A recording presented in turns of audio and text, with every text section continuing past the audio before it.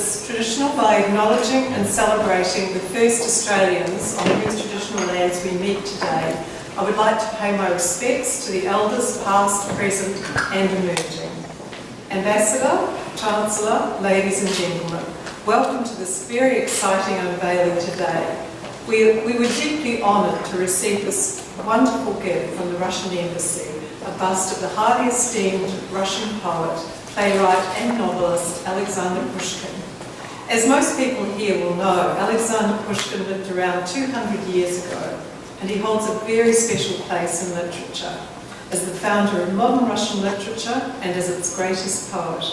This gift is being presented to us today in recognition of the 75th anniversary of establishing diplomatic relations between Russia and Australia. And we are delighted that the bust will be housed in our highly esteemed School of Literature, Language and Linguistics. It will be located on level 3 of the Balderson building, right next to the library which houses Russian literature and outside the office of the convener of the Russian Studies program. So it's going to be sitting right where it's going to be most appreciated. It gives me great pleasure now to introduce the Ambassador, His Excellency Mr. Grigory Logvinov, Ambassador of the Russian Federation of the Commonwealth of Australia, to speak to us today. Please welcome the Ambassador to the podium.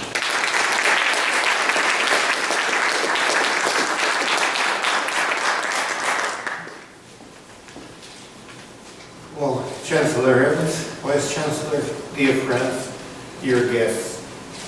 Well, I've already used this Latin expression, ars longa vita brevis, which means that life, well, has its time limits and only art is eternal. And today we have another proof how correct it is, because it's a rare, happy occasion under today's turbulent political situation in the world, well, to attend such pleasant ceremony, well, to unveil a bust of actually not great, the greatest Russian poet, novelist and playwright, Alexander Pushkin, well, whose name became an international recognition, a recognized symbol of Russian culture, and one of Russia's prominent literature critics, Apollon Grigoriev, said, "Pushkin is our everything."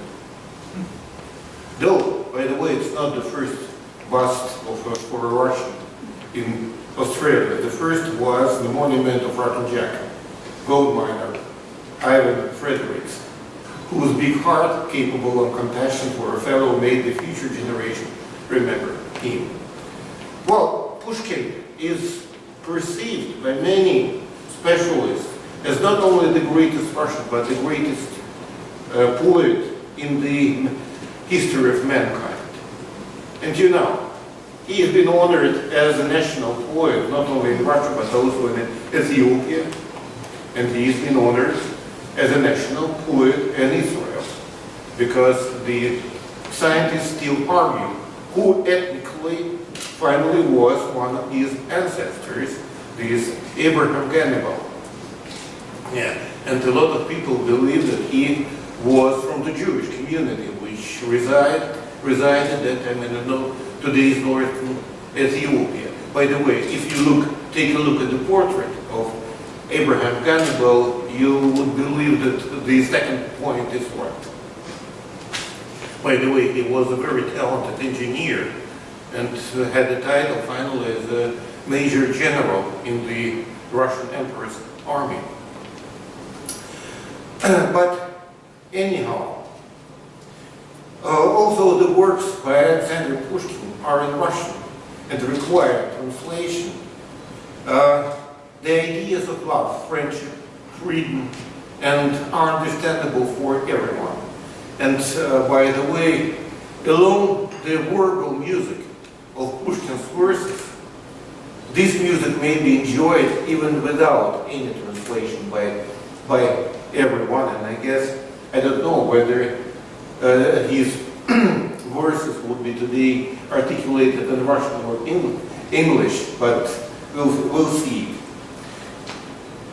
One more interesting point, you know, that when were deployed, the poems of Pushkin were analyzed by a computer. It turned out that 100% of his words are useful. You can't let out a single word from his text. When unanalyzed in the same way, the novel by one of the prominent Soviet writers turned out that only 15%. Well, actually, we see that Australians have discovered Pushkin for themselves long ago. And it's very easy to find a book of Alexander Pushkin in a bookshop. Last year, a Russian-Australian, Galina Lazareva, became the winner of Pushkin in Britain Festival. At least 2 schools in Australia bear name of Pushkin. Pushkin Lyceum in Melbourne and Alexander Pushkin Russian School in Adelaide. And there is also Pushkin Library Society in South Australia. It is always a pleasure to share our own cultural heritage. As I was told, as we heard, that this bronze bust by the sculptor Alexei Leonov will become a feature of School of Literature, Languages and Linguistics building. Yeah, and I am pleased to think that students who learn Russian language and Russian literature will be every day greeted and inspired by the backbone of Russian literature himself. Well, and it took us 2 years to accomplish it. Well, considering all the bureaucracy and all the sophisticated logistics and so on. But once again, I want to express my gratitude to everybody, to personally Garrett Evans, to everybody who contributed to this event. Thank you.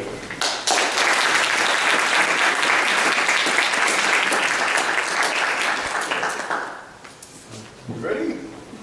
Right, we're down. Down, up. Up, 1, 2, 3.